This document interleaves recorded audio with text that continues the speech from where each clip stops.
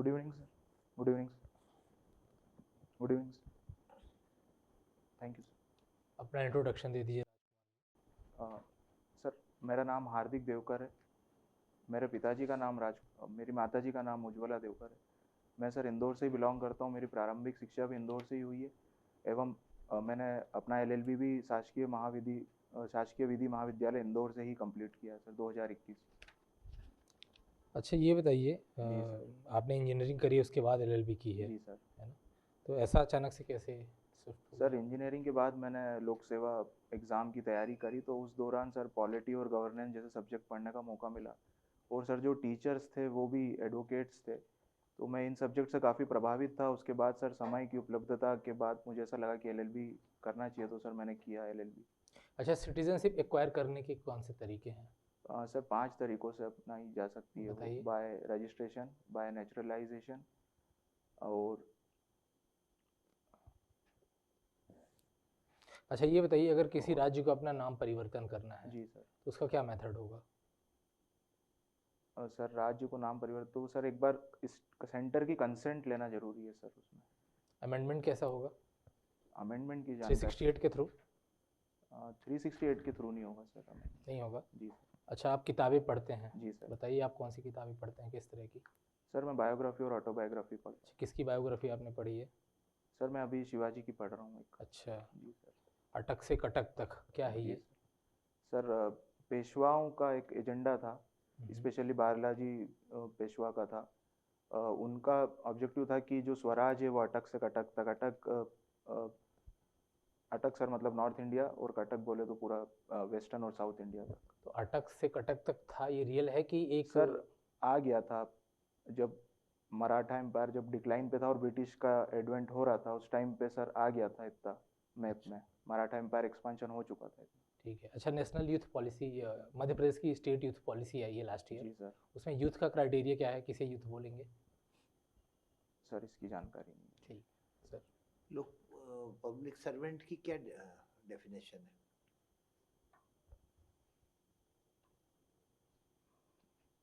Sir जो भी state के उपक्रम में काम करता है उसे पब्लिक सर्वेंट बोला गया है। और अगर पब्लिक सर्वेंट अगर अपनी ड्यूटी कर रहा हो, जी सर। उस दौरान उस पर कोई किसी प्रकार से उससे कोई विवाद करता है, झगड़ा करता है, जी मारपीट करता सर। है, जी सर। तो वो क्या कर सकता है कार्रवाई, और क्या किस सेक्शन में प्रोसिक्यूशन होगा उसका, उसकी क्या रिक्वायरमेंट रहेंगे? उसके साथ गाली गुप्ता करते हैं, जी उसको सर। अनर्गल बोलते हैं, जी सर। सर लोक सेवक को जब वो ऑब्स्ट्रक्ट करना उसकी duty yes sir. Yes sir. Performance में। जी सर।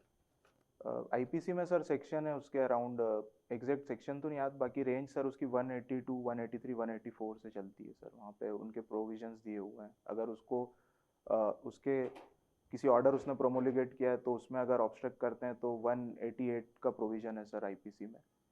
और वो कोई उसके कार्य में भी कोई बाधा डालता है तो उसके भी सर प्रोविजंस दिए हुए हैं। तो उसके लिए कोई रिक्वायरमेंट रहती है कि उस व्यक्ति को, जो पब्लिक सर्वेंट को, क्या कार्रवाई करना चाहिए, क्या देना चाहिए? सर इसकी जानकारी नहीं।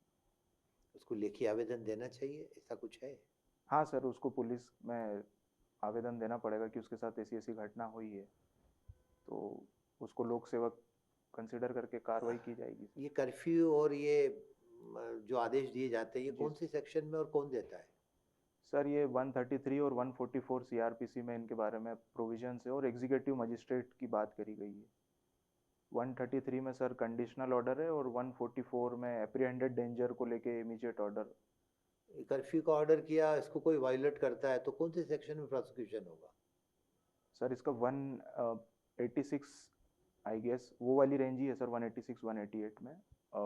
अगर कोई वो तो ऑर्डर पब्लिक सर्वेंट के साथ वाली है 186 तो। 188 होगी सर, फिर एग्जैक्ट कंफर्म नहीं है सर, सॉरी सर। ये गवर्नमेंट सर्वेंट के खिलाफ रिपोर्ट के खिलाफ एक केस दर्ज होता है, जी सर। प्राइवेट कंप्लेंट भी होती है या पुलिस केस भी होता है, जी सर। उसको क्या प्रोटेक्शन है जब वो अपनी ड्यूटी को परफॉर्म कर रहा हो उस स्थिति में, के संबंध में अगर कोई केस रजिस्टर्ड होता है उसके अगेंस्ट, जी सर। तो उसे क्या प्रोटेक्शन होगा? सर कौन सी सेक्शन का प्रोटेक्शन होगा? सर स्टेट गवर्नमेंट की प्रीवियस सेंक्शन लेना पड़ती है, सेक्शन याद नहीं कर पा रहा हूँ सर। आप पूछिए। अच्छा ये बताइए हार्दिक जी, जी सर।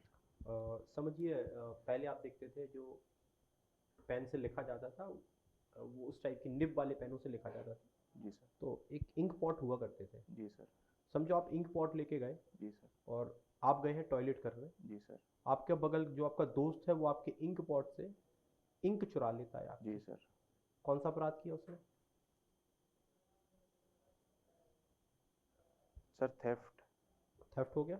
जी सर। पक्का? जी सर। लाभ दोगे किसी सेक्शन का? Sorry sir. किसी सेक्शन का लाभ दे सकते हो क्या? थेफ्ट ही लग रहा है सर मुझे तो। डी मैनिमस नॉन कर्टलेक्स का मतलब क्या होता है? सॉरी सर, इसकी जानकारी सेक्शन 95 पढ़ी है आपने आईपीसी की? याद नहीं कर पा रहा हूँ सर अभी। ठीक है, क्लोजर रिपोर्ट क्या होती है? सर 169 में क्लोजर रिपोर्ट की बात करी गई सीआरपीसी में, जब इनसफिशिएंट एविडेंस होते हैं तो क्लोजर रिपोर्ट फाइल कर दी जाती है। चलिए एक प्रॉब्लम बताइए, एक मामले में एफआईआर हुई है, जी सर। पुलिस ने इन्वेस्टिगेशन चालू कर दी है, जी सर। क्या मजिस्ट्रेट उस इन्वेस्टिगेशन को रोक सकता है?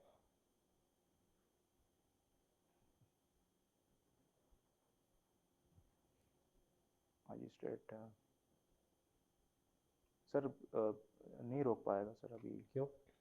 सर उसके सामने जब तक केस नहीं आएगा, जब तक 24 किसी ने घंटे। बता दिया मजिस्ट्रेट को कि अगर सर अनलॉफुल होगा तो इंटरफेयर करेगा, बाकी ऐसे रोकेगा नहीं। ठीक है, एक अनलॉफुल असेंबली हुई है, जी सर। ये साबित हो जाता है कि 5 लोगों ने अनलॉफुल असेंबली की थी, जी सर। लेकिन 3 ही लोगों का पता चला है और उनके विरुद्ध केस चलता है, जी सर। तो क्या इस मामले में केवल 3 लोगों को दंडित किया जा सकता है? हाँ सर, डेफिनेटली किया जा सकता अपनी 2 वीकनेसेस बताइए। है। सर मल्टीटास्किंग मैं कर लेता हूँ, कभी कभी मल्टीटास्किंग हो जाती है मुझसे, और एक कभी किसी चीज़ को लेके ओवर थिंक हो जाती है। ठीक है आगे। Okay. Thank you. Thank you sir, thank you.